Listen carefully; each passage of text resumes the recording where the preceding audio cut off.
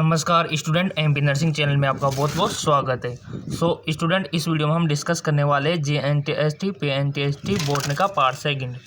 इसका जो पिछला वीडियो था उसमें हमने पार्ट फर्स्ट को सोल्व कर लिया था।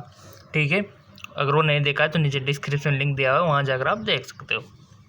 हमारा पहला क्वेश्चन है कि निम्नलिखित में से कौन एक समावेशन यानी कि इंक्लूजन नहीं है, बताइए।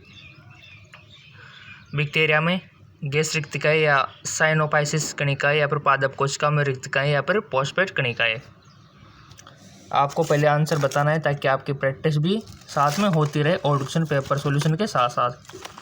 ठीक है, तो बताइए राइट ऑप्शन क्या होगा। स्टूडेंट्स का राइट ऑप्शन हो जाएगा वोक्यूल्स इन प्लांट्स यानी कि पादप कोशिकाओं में रिक्तिकाएँ। ठीक है, बॉटनी है बहुत ही अच्छी है हमारी। अगला क्वेश्चन है हमारा कि क्रोमेटिन की रासायनिक संरचना है, the chemical composition of chromatin. बताइए, ये चार ऑप्शन आपके सामने दिए हुए हैं, कोई भी वन ऑप्शन आपको सिलेक्ट कर लेना है अपने माइंड में, उसके बाद इसका मैं आंसर बताऊंगा करेक्ट। स्टूडेंट्स का राइट ऑप्शन हो जाएगा RNA, DNA, हिस्टोन और गैर हिस्टोन और RNA, ये इसमें दिया हुआ है। हमारा ऑप्शन बी राइट ऑप्शन हो जाएगा। जेनेटिक्स आपको पढ़नी है, अगर आपकी जेनेटिक्स क्लियर है तो समझो ये आप कर सकते हो, किसी भी प्रकार का क्वेश्चन आ जाए। जेनेटिक्स और बायोटेक्नोलॉजी बहुत इंपॉर्टेंट है। चलते आगे, यही RNA, DNA, हिस्टोन और गैर हिस्टोन और RNA। ठीक, अगला क्वेश्चन है हमारा, ईमानदार से बता देना स्टूडेंट कितने राइट है आपके, कितने गलत है। भ्रूण कोश की निम्नलिखित कोशिकाओं में से कौन एंजियोस्पर्म में भ्रूण निर्माण में भाग नहीं लेता है। Which among the following cell of embryo sac do not take part in embryo formation in angiosperm. बताइए, बहुत ही मोस्ट इंपॉर्टेंट क्वेश्चन जो है। उपयुक्त सभी अंड कोशिका या फिर प्रतिध्रुवित या फिर केंद्रीय कोशिका। आई होप आपने वन ऑप्शन सेलेक्ट कर लिया होगा। इसका जो राइट ऑप्शन होगा वो होगा एंटीपोडल, जिसमें दिया हुआ है एंटीपोडल। ऑप्शन थर्ड हमारा राइट ऑप्शन हो जाएगा। ठीक है, तो इसी प्रकार के क्वेश्चन आपके JNTST और PNTST में पूछे जाते हैं। हार्ड है या इजी, कमेंट करके बता देना। अगला क्वेश्चन है हमारा, विच of the flowing characters in not true for RNA, यानी कि निम्नलिखित में कौन सा लक्षण, कौन सा कैरेक्टर tRNA के लिए सत्य नहीं है, बताइए। ये सब आपको पढ़ के बताना है। ये आपके सामने चार ऑप्शन जो दिए हुए हैं। ठीक है, तो आपको अगर tRNA के बारे में पता होगा वो स्टूडेंट्स उसको पक्का करेगा tRNA के बारे में, और पढ़ना है tRNA, mRNA, messenger RNA, transfer RNA, इसके RNA के टाइप्स, RNA के क्या क्या लक्षण होते हैं, क्या इसकी विशेषता है, ये सारी चीज़ें आपको पढ़नी पड़ेगी DNA की, RNA की, तब जाके आप इसको सही कर पाओगे और इसी टाइप के और क्वेश्चन भी आप हल कर पाओगे। ठीक है जी, तो बताइए। आई होप आपने वन ऑप्शन सेलेक्ट कर लिया होगा अपने माइंड में। इसका जो राइट ऑप्शन होगा वो होगा कि जिंदगी बहुत अल्प 2 मिनट से 4 घंटे की होती है और स्थानांतरण के बाद निम्नलिखित हो जाती है। ऑप्शन थर्ड हमारा करेक्ट ऑप्शन हो जाएगा।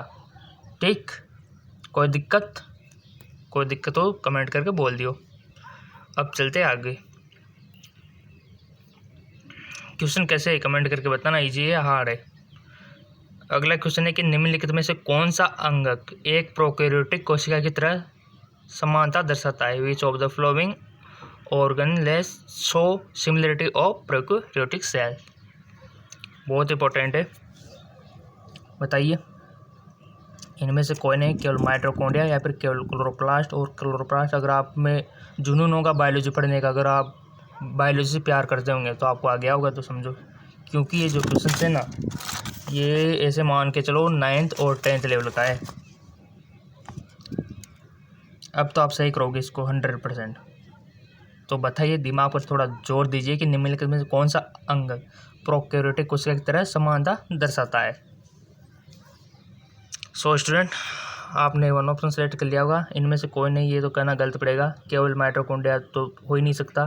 केवल क्लोरोप्लास्ट एकला अपने आप में कंपेटेबल नहीं। क्लोरोप्लास्ट और माइटोकॉन्ड्रिया दोनों की बात करें तो ये राइट ऑप्शन हो जाएगा, क्योंकि दोनों में पॉसिबल है। ठीक, तो ऑप्शन 4 हमारा राइट ऑप्शन हो जाएगा।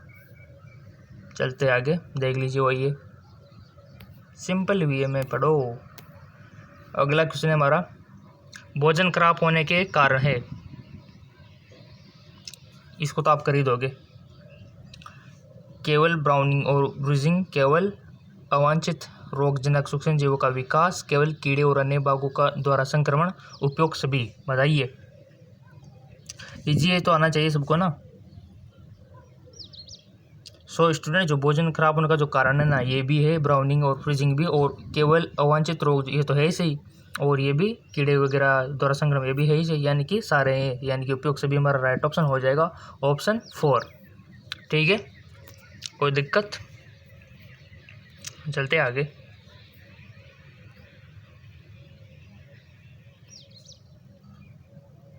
हेटेरोसिस की मुख्य विशेषता है। The main feature of heterosis. बताइए, हेटेरोसिस के बारे में आपने पढ़ा होगा 12th में, वो यहाँ पर आपको बताना है अगर आप में नॉलेज होगी तो। 4 ऑप्शन दिए हुए, पढ़ लिया होगा आपने, और 1 ऑप्शन आपको सिलेक्ट कर लेना है। अब कर लिया? अब इसका राइट ऑप्शन क्या होगा मैं आपको बताता हूँ। ठीक है, इसका जो राइट ऑप्शन होगा, पहला तो हो ही नहीं सकता इसमें, 20 में सी उपयोग सभी, यानी कि सारे होंगे इसमें, यानी कि सारे आएंगे मेरे हिसाब से, यानी कि उपयोग सभी हमारा राइट ऑप्शन हो जाएगा। उपयोग सभी सारे, यानी कि विशेषता मैंने पढ़ी हुई थी इसलिए बता दिया। हेटेरोसिस के बारे में मेरे को सब कुछ मालूम था, मेरे को ये भी सही लगी विशेषता इसकी, ये भी सही लगी, ये भी सही लगी, तीनों सही लगी, तो उपयोग सभी हमारा राइट ऑप्शन हो जाएगा। सिंपल सी बात है। और ऐसे ऐसे करके एंट्रेंस एग्जाम क्रैक हो जाएगा, इससे अच्छा कॉलेज मिल जाएगा, अच्छे कॉलेज से अच्छी जॉब मिल जाएगी, अच्छी जॉब से अच्छा पैसा। ठीक, तो आपकी जो ज़्यादा पैसे की जो जड़ है वो है आपके हाथ में, कि आप कितनी मेहनत करते हो। ठीक है, हेटेरोसिस के बारे में कितना जानते हो, डीएनए के बारे में कितना जानते हो, आरएनए के बारे में आप कितना जानते हो, ये आपके ऊपर डिपेंड करता है। ठीक, अब चलते आगे। हाँ, अगला क्वेश्चन है हमारा, बहुत इंपॉर्टेंट है, तो सबका सही जाना चाहिए, खाद्य श्रृंखला से रिलेटेड है। ठीक है, फूड चेन से, और सबका करेक्ट जाना चाहिए। बहुत अच्छा क्वेश्चन है और दिमाग लगाने वाली बात है। What is the position of snake in the giving food of chain, यानी कि यहाँ पर दी गई खाद्य श्रृंखला में सांप की स्थिति क्या है, सर्प की स्थिति क्या है, स्नेक की स्थिति क्या है। बताइए, तृतीय उपभोक्ता है, द्वितीयक है, अपघटक है, या फिर प्राथमिक उपभोक्ता है सांप। यहाँ पर जो कंडीशन दी हुई है, बताइए इनको देख के। रटना नहीं है, समझना है। ठीक है, प्राथमिक है तो क्यों है, सेकंड है तो क्यों है। सिलेक्ट कर लिया? कर लिया, कोई भी ऑप्शन सिलेक्ट इन चारों में से। ठीक है, ऑप्शन अपने माइंड में वही सिलेक्ट करना है, मैं बताऊंगा, उसके बाद चेंज नहीं करना है आपको। आप चाहे तो कॉपी पेन लेके बैठना है और फिर बाद में डिसाइड कर सकते हो कि हमने जो क्वेश्चन अपने माइंड में सोचे थे वो कितने गलत निकले और कितने सही निकले। इससे आपकी प्रैक्टिस भी साथ में हो रही है और ओल्ड क्वेश्चन पेपर भी साथ में सोल्व हो रहा है कम टाइम में। ठीक, सोच लिया होगा। सो स्टूडेंट, यहाँ पर जो सांप की जो स्थिति है ना, वो है तृतीयक उपभोक्ता। क्या है? तृतीयक उपभोक्ता। क्यों है? अब आप सोचोगे सर यहाँ पर तृतीयक उपभोक्ता क्यों है, यहाँ पर तो 4th नंबर पे आ रहा है, प्राथमिक तो ये हो गया, द्वितीयक हो गया, तृतीय हो गया, तो 4th नंबर पर आना चाहिए। जी बिल्कुल नहीं, ये आप जो काउंटिंग कर रहे हैं गलत कर रहे हैं। काउंटिंग ऐसे होती है, ये जो हमारा है ना 1st नंबर का, ये उपभोक्ता ना होकर ये उत्पादक है। इसकी घास जो है ना उत्पादक है, और टिड्डा जो है ना वो प्राथमिक उपभोक्ता है, और मेंढक सेकेंडरी उपभोक्ता। तो सांप क्या होगा? तृतीयक उपभोक्ता। सिंपल सी बात है। ठीक, तो ये फूड चेन आपको इस प्रकार से याद रखनी है। करेक्ट, तो हमारा राइट ऑप्शन तृतीयक उपभोक्ता हो जाएगा, क्योंकि हम यहाँ पर घास जो है वो उत्पादक है। तो उसके बाद जो क्रम चला ये 3rd नंबर पे आएगा, फर्स्ट, सेकंड और थर्ड। करेक्ट, कोई डाउट कमेंट कर देना, कोई भी डाउट हो तो। ठीक है, तो तृतीयक उपभोक्ता राइट ऑप्शन हो जाएगा। इस प्रकार एंट्रेंस एग्जाम में आप सही करके आ सकते हो। अब चलते आगे। अगला क्वेश्चन है हमारा, अंतरावस्था केंद्रक में देखे जाने वाले न्यूक्लियोप्रोटीन तंतुओं के ढीले अस्पष्ट नेटवर्क के लिए इस्तेमाल किए जाने वाला पद क्या है? बताइए। क्रोमोनीमा, क्रोमेटिन, क्रोमोसोम या फिर क्रोमेटिड। आई होप आपने 1 ऑप्शन सेलेक्ट कर लिया होगा। इसका जो राइट ऑप्शन हो जाएगा, सिंपल सी बात है, क्रोमेटिन। ठीक है, मैंने आपसे बोल दिया कि जेनेटिक्स को आप जितना हो सके याद कर लीजिए, और आरएनए डीएनए के बारे में आपको फुल इन्फॉर्मेशन हुआ होना चाहिए। Is a science student. चलते आगे। अगला हमारा कि सेकेरम बार्बरी एवं सेकेरम ओपिसिनरम, इसकी विशेषता किसमें है? Saccharum barberis and Saccharum officinarum are different variety. गन्ने में, मक्का में, गेहूं में, चावल में। तो आप जो किसान लोग होंगे, खेती करते होंगे, उसको तो आ गया होगा इसका आंसर, है कि नहीं? तो सिंपल सी बात है, हमारा जो शुगर केन होता है, गन्ना होता है, इसमें होता है। गन्ने का जूस तो सबने पिया होगा ना, तो वही होता है गन्ना, तो इसमें पाया जाता है। और जो किसान लोग होंगे उनको तो आ गया होगा, किसान के बेटे जो होंगे उनको तो 100% आ गया होगा। ठीक, और जिसने पढ़ा होगा, जो किसान नहीं है, उसको भी आ गया होगा। ठीक है, क्योंकि हम बोर्ड नहीं पढ़ रहे अभी। इसके बाद हम जूलॉजी, फिजिक्स, केमिस्ट्री का आउट क्वेश्चन पेपर भी सोल्व करने वाले हैं। ठीक है, सो अगर आपने चैनल को सब्सक्राइब नहीं किया है तो सब्सक्राइब करके, एक काम और करना होता है, सब्सक्राइब करके घंटे का बटन आता है, उसको दबाना भी होता है। उससे क्या होता है, आपको नोटिफिकेशन फर्स्ट बार में आपको मिल जाता है। ठीक, चलते आगे।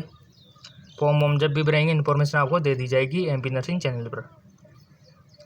अगला है हमारा कि वायरस विशेष रूप से होते हैं। मोस्ट इंपॉर्टेंट क्वेश्चन, क्योंकि इस बार कोरोना वायरस भी आया हुआ है, तो कोरोना के बारे में जितना जानो उतना बेस्ट है आपके लिए। क्या पता कोई ना कोई खोज कर निकालो आप, कल को न्यूज में आ जाए। तो यहाँ पर दिया हुआ है 26 वायरस क्या होता है? मृतजीवी, परजीवी या फिर उपयोगशील या फिर स्वपोषित? बताइए स्टूडेंट, आपको इनका अर्थ तो पता है ना? मृतजीवी क्या होते हैं, परजीवी क्या होते हैं, स्वपोषित क्या होते हैं? मृतजीवी वो होता है जो मरे हुए जो ऑर्गेनिज्म होते हैं उनसे भोजन कलेक्ट करता है। परजीवी वो होता है जो दूसरों से भोजन कलेक्ट कर रहा है। और स्वपोषित जो स्वयं अपना खाना बना लेते हैं। करेक्ट, तो सिंपल सी बात है, वायरस खतरनाक है तो दूसरों से लेता होगा, दूसरों से लेता है, यानी किसकी गिनती किस में गिनी जाएगी? बता दो, सोच लिया? परजीवी में। सिंपल सी बात है। ठीक, परजीवी में पैरासाइट दूसरों से अपना भोजन लेता है। और मैं आपको बता दूं, ये जो वायरस है, ये जो ह्यूमन सेल्स होती है या फिर एनिमल सेल्स होती है, वो उस सेल में जाके उसी सेल को अपना बना लेता है, यानी कि उसका जीव अब इसका हो गया। जैसे कोई भी, मैं आपको समझा दूं, जैसे मान लो कोई भी ह्यूमन है, ये कोई भी ह्यूमन है, ये वायरस है, ठीक है, इधर वायरस है, ऐसा बना देते हैं, ये वायरस हो गया। ठीक, अब ये जब इसमें इंटर करेगा तो ये इसकी सेल है ना, इस ह्यूमन की, ये अब हो चुकी वायरस की, वायरस का अधिकार हो गया। यानी कि अब ये कोई भी टैबलेट लेता है ये इंसान वायरस को मारने की, तो इसकी खुद की सेल भी मरती है। सो इसलिए ये टैबलेट नहीं ले सकता, एंटी वायरल वायरस को मारने वाली है ऐसी कोई, ताकि इसको परमानेंट मार दे, क्योंकि इस बच्चे की सेल, इस ह्यूमन की सेल हो चुकी है वायरस की। इसीलिए इसके मेडिसिन अवेलेबल नहीं है अभी तक, कोई वैक्सीन नहीं आ पाया है। ठीक है, क्योंकि ये हमारी कोशिका यूज करता है। समझ में आ गया? अब चलते आगे। मोस्ट इंपॉर्टेंट क्वेश्चन है स्टूडेंट, मोस्ट कितना मोस्ट, इतना मोस्ट, वेरी वेरी मोस्ट, इसे मान के चलो। क्यों है वेरी वेरी मोस्ट? क्योंकि रिलेटेड है वायरस और रोग से, और आपके इंट्रेंस एग्जाम में भी यही पूछा जाता है अधिकतर, कि निम्नलिखित में से कौन सा युग्म गलत है? Which of the flowing wrong fair? यानी कि आपको पता होना चाहिए कि कौन से बैक्टीरिया, वायरस से, कवक से किस प्रकार की बीमारी होती है, यानी कि कौन सी बीमारी किससे होती है, ये आपके माइंड में नॉलेज हुआ होना चाहिए, तब जाके आप इसको सही करोगे। तो बता दो, पता ही होगा आपको इतना सा तो। टाइफाइड किससे होता है? टीबी किससे होती है? दाद किससे होता है? और आलू स्पिंडर ट्यूमर रोग किससे होता है? बताइए, सबका सही जाना चाहिए ईमानदारी से। 27 वाला। सो स्टूडेंट, यहाँ पर जो गलत युग्म है ना, मैं आपको बता दूँ, टाइफाइड जो होता है वो होता है जीवाणु से। कौन से जीवाणु से? Salmonella typhi. टीबी होता है बैक्टीरिया से, माइकोबैक्टीरियम ट्यूबरकुलोसिस, यानी ये तो सही है। ठीक है। दाद होता है कवक फंजाई, ये भी सही है। आलू स्प्लिंटन ट्यूमर रोग होता है वायराइड, से भी सही है। तो यहाँ पर गलत क्या है? यहाँ पर गलत जो है पहला वाला गलत है, क्योंकि टाइफाइड किससे होता है? बैक्टीरिया से, साल्मोनेला टाइफी बैक्टीरिया से। तो युग्म कौन सा गलत हो गया हमारे यहाँ? यहाँ पर सवाल जो पूछा था कौन सा युग्म गलत है, तो ये युग्म गलत है। तो हमारा राइट ऑप्शन हो जाएगा टाइफाइड विषाणु, यानी कि ये गलत है। यहाँ पर होना चाहिए टाइफाइड जीवाणु। ठीक है, तब जाके हमारा ये पेयर सही होता। तो ये हमारा राइट ऑप्शन हो जाएगा। ठीक है, क्वेश्चन आपको अच्छे से पढ़ना है। यहाँ पर क्या पूछा जा रहा है उसी के बाद आपको आंसर देना है। एक्साइटेडमेंट होके आपको कोई भी आंसर नहीं देना है। बहुत सारे स्टूडेंट इजी क्वेश्चन को गलत करके आते हैं, क्योंकि वो एक्साइटेड हो जाते हैं कि ये तो हमको आ रहा है। तो इससे गलती ना करें, सोच समझ के आंसर दे। ठीक, और स्पेशल आपके लिए वीडियो बना दूंगा मैं, सभी रोगों के लिस्ट बना दूंगा, और ये किस किस से होते हैं उसकी भी मैं लिस्ट बना दूंगा। ठीक है, ताकि आपको सब एक वीडियो में क्लियर हो जाए और इस प्रकार के क्वेश्चन अक्सर पूछे जाते हैं। ठीक है, ये देखिए टाइफाइड विषाणु। अगला क्वेश्चन है हमारा कि समसूत्री विभाजन के किस चरण के दौरान स्पिंडल तंतु बनते हैं? जिसने समसूत्री अर्धसूत्री विभाजन अच्छे से पढ़ रखा होगा, उसके सारे स्टेप्स याद होगी, तो सिंपल सा क्वेश्चन है, कोई ज़्यादा दम वाली बात नहीं है।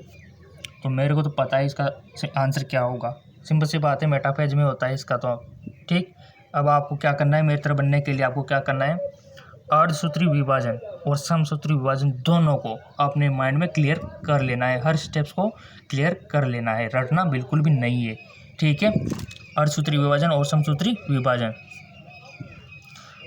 माइटोसिस और मियोसिस को। ठीक है, कर लोगे इतना सा, तो मैं आपको रिकमेंड कर रहा हूँ, कर ही सकते हो। उसके बाद क्वेश्चन कैसे पूछा जाएगा, क्वेश्चन तो 100% पूछा जाएगा मेटाफेज से और मियोसिस से। ठीक है, कर सकते हो इतना सा तो मेरे लिए। तो आपको ये सारे स्टेप्स उसमें पढ़नी है। अगर फिर भी समझ में नहीं आ रहा हो तो कमेंट करके बता देना, मैं आपको पढ़ा दूंगा समसूत्री और अर्धसूत्री विभाजन। ठीक है, अगला क्वेश्चन है, मेटाफेज आ गया। अगला क्वेश्चन है हमारा कि mRNA संश्लेषण के दौरान निम्न प्रक्रिया द्वारा अवांछित DNA खंडों को हटा दिया जाता है और एमिनो अम्ल के कोडिंग रीजन को जोड़ दिया जाता है। सो स्टूडेंट्स का राइट ऑप्शन हो जाएगा, इसका सिंपल सी बात है, संबंधक स्पेलिंग वाला। ठीक है, अब चलते आगे। लास्ट क्वेश्चन है हमारा, वह प्रक्रिया इस नाम से जानी जाती है कि कोशिकाएं शीर्षक प्रोडक्ट के द्वारा प्राप्त होती है। सो स्टूडेंट्स का राइट ऑप्शन हो जाएगा विशिष्टीकरण। ठीक है, सो अगर स्टूडेंट आपने इसका पार्ट 5 नहीं देखा तो नीचे डिस्क्रिप्शन लिंक दिया हुआ है, वहाँ जाकर पार्ट 5 देख लो।